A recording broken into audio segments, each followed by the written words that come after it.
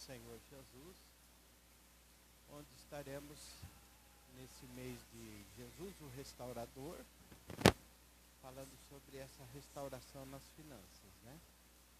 Então, Lucas 15, a partir do versículo 11 diz: Disse-lhe mais, certo homem tinha 2 filhos. O mais moço deles disse ao pai: Pai, dá-me a parte dos bens que me tocam.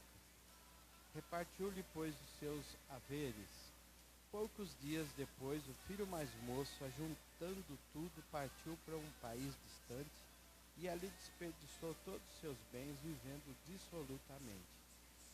E havendo ele dissipado tudo, houve naquela terra uma fome grande e começou a passar necessidade. Então foi encontrar-se a um dos cidadãos daquele país, o qual o mandou para os seus campos a apacentar porcos. Ele desejava encher o estômago com as alfarrobas que os porcos comiam, mas ninguém lhe dava nada. Então, caindo, porém, em si, disse: Quantos empregados de meu pai têm abundância de pão, e eu aqui pereço de fome? Levantar-me-ei, e irei ter com o pai, e pedir-lhe-ei: Pai, pequei contra o céu e diante de ti. E já não sou digno de ser chamado teu filho, trata-me como um dos teus empregados. Levantou-se, pois, e foi para o seu pai. Estando ele ainda longe, seu pai o viu e encheu-se de compaixão, e correndo lançou ao pescoço e o beijou. E disse o filho: Pai, pequei contra o céu diante de ti, já não sou digno de ser chamado o teu filho. Mas o pai disse aos seus servos: Trazei depressa a melhor roupa, e vista-lhe, e ponde-lhe um anel no dedo, e alparcas nos pés. Amém. Que Deus nos abençoe depois dessa leitura. Podem sentar. Saúdo a todos com a paz do Senhor. Hoje vamos brevemente falar sobre a restauração financeira, restauração nas finanças, né? A nossa relação entre fé e finanças. O texto que o diretor e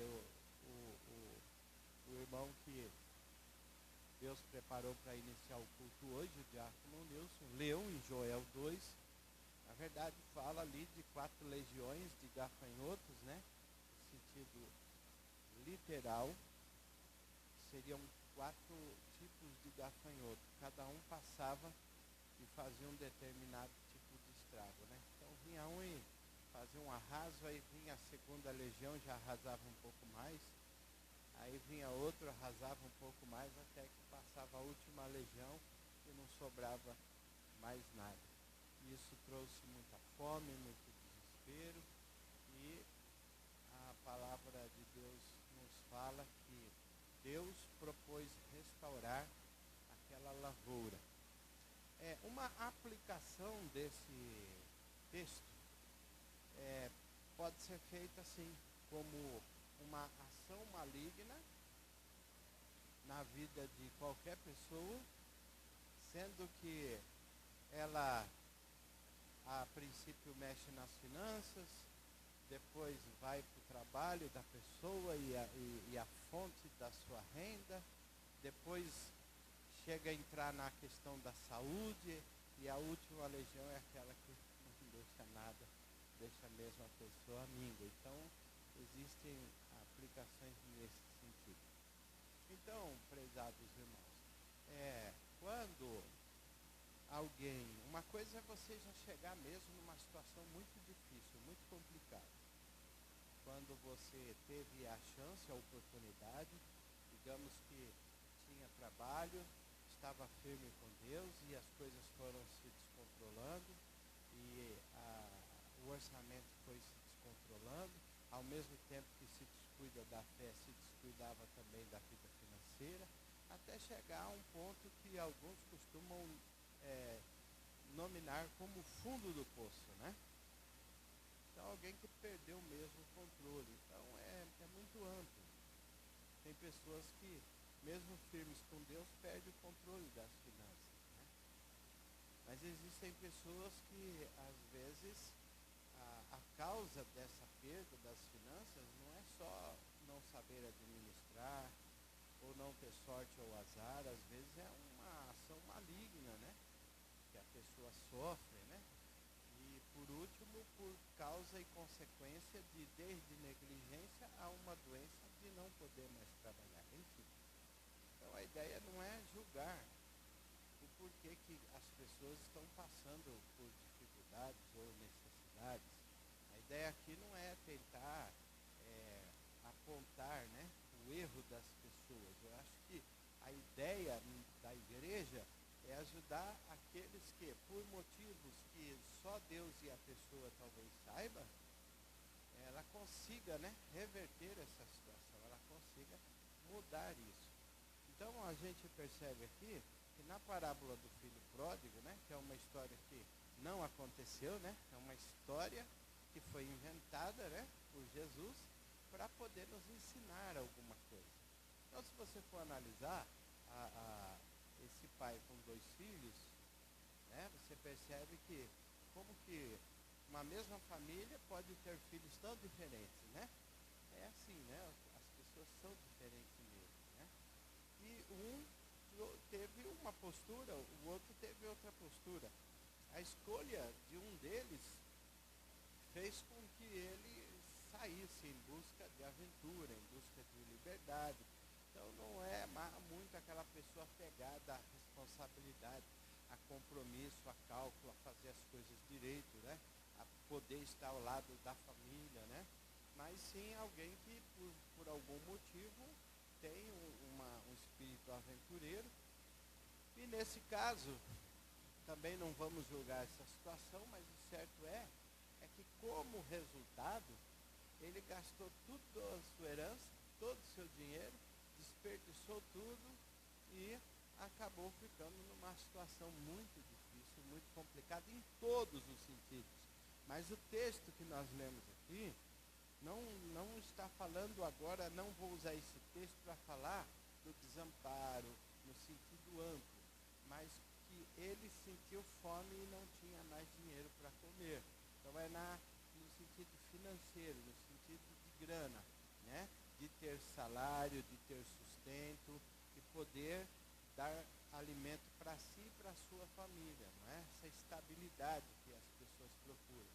E ele, não tendo mais nada, gastou, desperdiçou, ficou duro e tentou arrumar emprego e conseguiu aquele emprego, que foi trabalho de fazenda, né? Trabalho de sítio, dar comida aos bichos, né? Só que ele acabou sentindo tanta fome que a história todos conhecem. Queria compartilhar do coxo dos porcos, né? Enfim, foi a situação que a pessoa chegou. Então, há quem diz que chegou ao fundo do poço. Esse aqui chegou ao coxo dos porcos, né? Que situação difícil. Então, de alguma forma, nós estamos aqui tentando dizer o seguinte, que a restauração na vida financeira é quando a pessoa já chega numa situação mesmo de endividamento, já chega numa situação de não poder mais ter uma estabilidade financeira, está desempregado, não sabe mais o que fazer, não é verdade? Tem pessoas que estão endividadas em nível 1, nível 2, nível 3 e por aí vai, né? Mas a restauração na vida financeira que nós entendemos é poder trabalhar, é poder ter salário, né? É poder ajudar as pessoas e ajudar a igreja ofertando, dizimando e poder também cuidar da nossa própria família. Então, no caso, a restauração financeira é buscar essa estabilidade com a bênção de Deus, né? Não estamos falando de riqueza egoísta, não estamos falando de riqueza através de desonestidade ou a qualquer preço. Não, estamos falando como crentes que somos abençoados por Deus e que Deus supre as nossas necessidades. Então, o que fazer diante de tantos problemas financeiros? Aqui o texto da parábola, o próprio Senhor Jesus, ele disse o seguinte: é preciso cair em si. Você pode ver que o versículo 17 diz, caiu porém em si. Entende? Quer dizer, reconhecer o seu estado. reconhecer a sua dificuldade, perceber a sua pequenez, entende?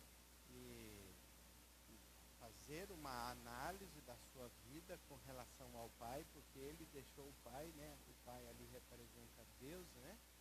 Deixou, né? Muitas vezes a gente também deixa o Pai, deixa de contribuir, deixa de ajudar, ou faz por interesse, ou começa a condicionar as nossas contribuições, ou até mesmo enfraquecemos na fé, né? E começamos a agir levianamente ou de forma mundana, desprezando os cuidados que temos que ter com relação à nossa vida financeira, a nossa vida com Deus, que é a nossa vida financeira. Então, no versículo 17, ele diz, caindo, porém, em si. Ele analisou, quantos empregados tem meu pai? A aplicação aqui seria o seguinte, quantos que Deus tem abençoado, né? Deus tem abençoado muitas pessoas. Deus tem abençoado o seu povo, não é? Depois, o versículo 18 fala de um segundo passo importante, que ele disse, eu levantar-me-ei e irei ter com o meu pai e direi, pai, pequei contra ti. Quer dizer, não só reconhecer seu erro, mas também pedir perdão. Pedir perdão. Então, não há restauração na vida financeira se não houver esse reconhecimento, né? Se a gente não cair em si, não se arrepender e pedir perdão. É por aí que a gente começa, entende? E cada um tem que saber. Pedir perdão de quê? Olha, irmãos, cada um tem que saber do seu estado, da sua vida, né? Da sua negligência, porque se afastou, porque não observou as orientações, não é? E depois, irmãos, no versículo 19, ele disse, eu não sou digno de ser chamado teu filho, trata-me como um dos teus empregados. É se humilhar, né? A gente tem que se humilhar. Não dá para comer chuchu e arrotar peru passando necessidade, né? Não dá. Não dá para viver ainda com arrogância, batendo no peito, ainda achando que a culpa é dos outros. Não. Ele reconheceu, ali ele pediu perdão e ali ele se humilhou, né? E por último, ele levantou-se e foi para o seu pai. E o versículo 21 diz que ele falou com o pai, se humilhou, pediu perdão. E aí o pai disse assim, olha, traga depressa roupa, dê a ele, dê um anel, dê chinelo, depois fez uma grande refeição. Quer dizer, se arrepender, pedir perdão, não é? Se humilhar e aceitar o perdão de Deus. São 4 sequências que na parábola do filho pródigo a gente já aprendeu. Mas a gente sabe também, irmãos, que prosperidade na vida financeira não podemos tratar só espiritualmente. Nós precisamos também saber que essa restauração na vida financeira e essa prosperidade que vem de Deus é uma combinação de esforços, né? Uma combinação de ânimo, de trabalho, de investimento, confiando em Deus. Ações certas, fazendo o que é certo, dando a César o que é de César, e dando a Deus o que é de Deus, levantando cedo, dormindo tarde, tendo boas ideias, né? Então essa é uma combinação importante, porque Deus ele abençoa o comportamento correto, né? Então Deus responde aos seus filhos que corretamente se comportam diante da vida, em relação às coisas que são de Deus, em relação às coisas que são tributos e em relação também às suas ideias, seus planos, seus propósitos. Uma das coisas que nós não podemos deixar, irmãos, por exemplo, Lucas capítulo 8, a gente leu o 15, né? O 15.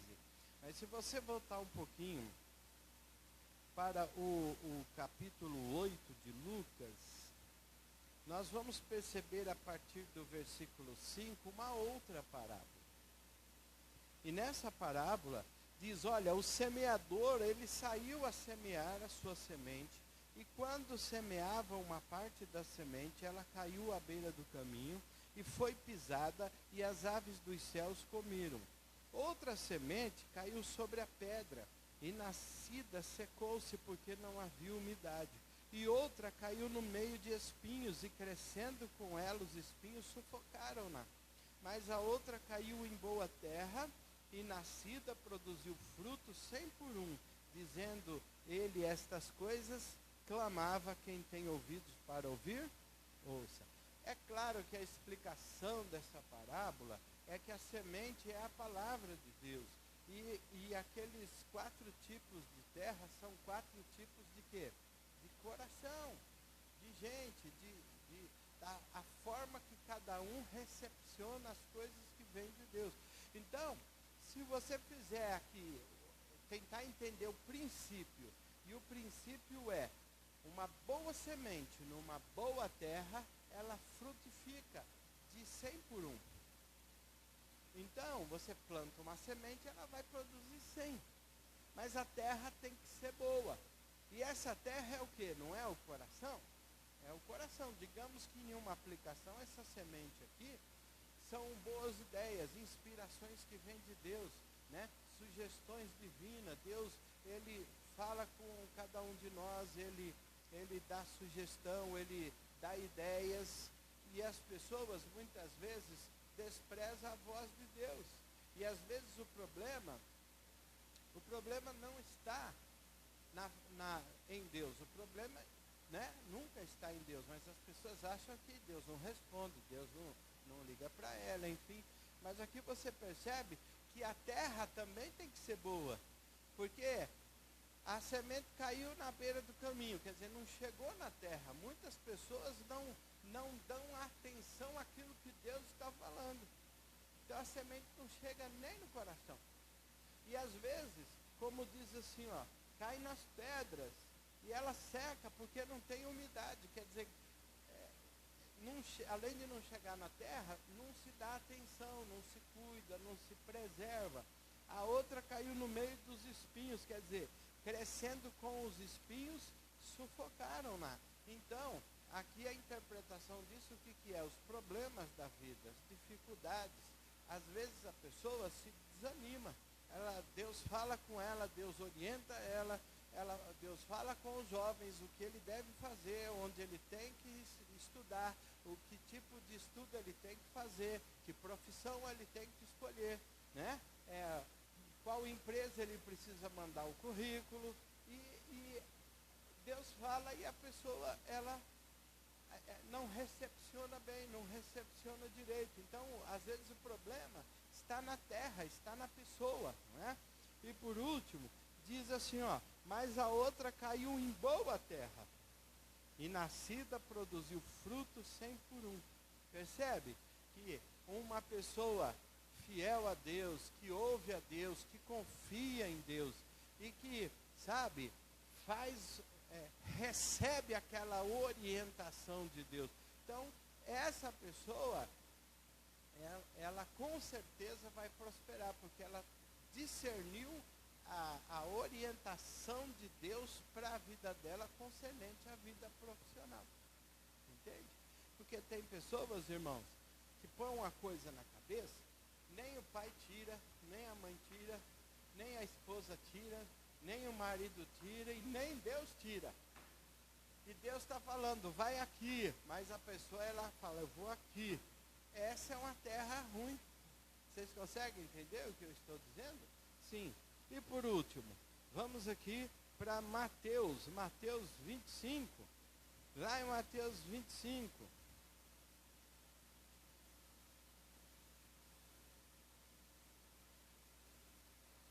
Versículo 14. Nós temos uma outra parábola. E nessa parábola diz assim, porque é assim como um homem que, ausentando-se do país, chamou os seus servos e lhe entregou os seus bens. A um ele deu 5 talentos. A outro ele deu 2 talentos. E a outro ele deu 1 talento. E seguiu viagem. O que recebeu 5 talentos foi imediatamente negociar com os 5 talentos e ganhou outros 5. Da mesma maneira, o que recebera 2, granjeou outros 2. Mas o que recebera 1, foi, cavou na terra e escondeu o dinheiro do seu senhor. Você percebe, irmãos, que aqui, essa parábola, o princípio dela é granjear, é negociar, é arriscar. Esse é o princípio. Esse é o princípio. Cuidar dos bens do seu senhor. Entende? Porque ele vai pedir conta disso. Então, amados irmãos, uma das verdades que nós precisamos entender é que a vontade de Deus é que a gente negocie. Deus quer que a gente negocie. Deus quer que a gente transforme os 5 em 10. Ele quer que a gente transforme o 2 em 4. O 1 em 2 ou mais. Essa é a ideia aqui. Ele falou, ele entregou e falou, negocie. Depois, quando ele voltou, o que recebeu 5, ele disse, olha, eu trabalhei, eu negociei, aqui está os 10. Não, eu trabalhei, eu negociei, o senhor me deu 2, aqui 4. E aí chegou no que recebeu 1, ele ficou com medo, não negociou, não teve ânimo, não teve atitude, não teve ousadia, e acabou que nem no banco pôs. A reclamação do patrão foi essa. Mas nem no banco você colocou. Se você põe no banco, pelo menos renderia juros. Quer dizer, você nem pensa, você nem pensou. Então, você pode perceber também que um dos maiores problemas na vida financeira é que às vezes as pessoas não têm atitude. As pessoas elas não têm atitude, elas não pensam, elas têm medo. Elas têm medo de arriscar, entendeu? Elas têm medo de negociar, elas têm medo. E a palavra de Deus nos fala, irmãos, que se é honesto, se é, sabe, se é propósito de Deus, se Deus está falando no teu coração, e a gente vai fazer de forma correta e honesta, com certeza teremos a bênção de Deus. Amém, amados irmãos? Por quê? Por que que Deus foi com o que ganhou 5 e virou 10? Por que que Deus foi com o que ganhou 2 e virou 4? E por que que Deus não foi com aquele camarada? Aqui não fala isso, aqui só fala que o cara não teve comportamento que pudesse provocar a bênção de Deus. E esse comportamento é ir à luta, é trabalhar, é pensar, é ter ideias, é ouvir a voz de Deus, é ter uma terra boa para entender o que Deus está falando, o que Deus está dizendo. Então, meus prezados, o resultado disso foi que o que recebeu, pegou daquele lá e entregou ao que granjeou, né, que multiplicou. E aí ele disse assim, ó, olha só que interessante assim, ó. Chegando por fim, o versículo 24. Vamos falar do 23. 21, vai.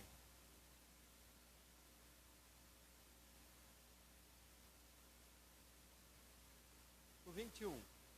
Disse-lhe o seu senhor, muito bem, servo bom e fiel, sobre o pouco foste fiel, sobre o muito eu te colocarei. Entra no gozo do teu senhor. Chegando também o que recebera 2 e disse, Senhor, entregaste-me 2 talentos e eis aqui outros 2 que ganhei. E disse-lhe o Senhor, muito bem, servo bom e fiel, sobre o pouco foste fiel, sobre muito te colocarei. Entra no gozo do seu senhor. E chegando por fim o que receberam 1 talento, disse, eu te conhecia, que és um homem duro, que ceifas onde não semeaste, e que recolhes aonde não joelhaste. E atemorizado, fui esconder na terra o seu talento, e eis aqui tens o que é teu. E Ao que lhe respondeu o seu senhor: servo mau e preguiçoso. Ah, meu Deus. Sabia que ceifo onde não semeei e recolho onde não plantei, onde não juntei. Devias então entregar o meu dinheiro aos banqueiros, e vindo eu, tê-lo-ia recebido com juros. Aí tirá-lo-ei, pois, o talento, e dai ao que tem 10 talentos. Porque todo o que tem, dar-se-lhe-á, terá em abundância. Mas o que não tem, até o que tem, lhe será tirado. Percebe? Então, amados irmãos, você percebe aqui que o Senhor está falando de salvação? Tá. Está falando de dons espirituais? Tá. Está falando das suas benesses? Está. Mas Ele também está falando, amados irmãos, sobre um princípio. Qual é o princípio? É o princípio de você ter atitude, de você confiar, de você granjear, de você arriscar, de você negociar, certo? Para que você pudesse, então, produzir. Nós precisamos produzir na nossa vida espiritual, gerando filhos para Deus. Nós precisamos produzir na nossa vida financeira, recebendo a prosperidade de Deus, cumprindo os propósitos de Deus, sendo alvo das bênçãos de Deus, e precisamos também prosperar para a salvação. Então, amados, resta-nos orar e pedir a Deus que nos ajude a pegar essa palavra, colocar no coração e na mente e se comportar desta forma diante de Deus. Fiquemos em pé para a nossa oração. Essa oração é a oração aqui da palavra. É a oração pedindo a Deus que essa palavra não entre em um ouvido e saia pelo outro, mas que essa palavra possa realmente mexer com o nosso coração, nos impulsionar, nos motivar, para a gente sair daqui, para colocar nossa vida financeira diante de Deus em oração. Senhor, abençoa, Senhor, a situação é essa. Se for preciso, vamos nos arrepender. Se for preciso, vamos pedir perdão, vamos nos humilhar e vamos confiar no perdão de Deus, receber o perdão de Deus. E também, amados, vamos tratar com Deus sobre a nossa vida financeira, tratar com Ele, recomeçar, ouvindo e cumprindo a sua orientação. Fechemos os nossos olhos, então.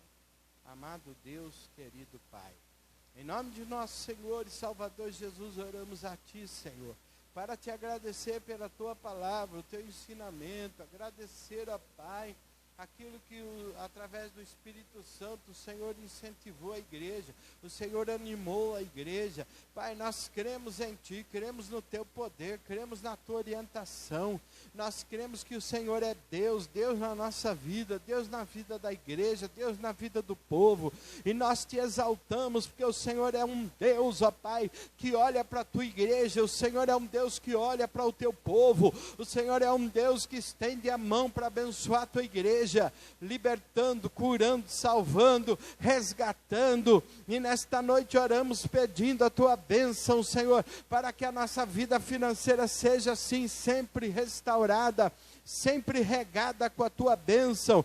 Permita, Senhor, que haja essa prosperidade, não só na vida dos que estão aqui hoje, mas de todo o Teu povo, de toda a Tua igreja, para glória, honra, louvor, exaltação do Teu santo nome.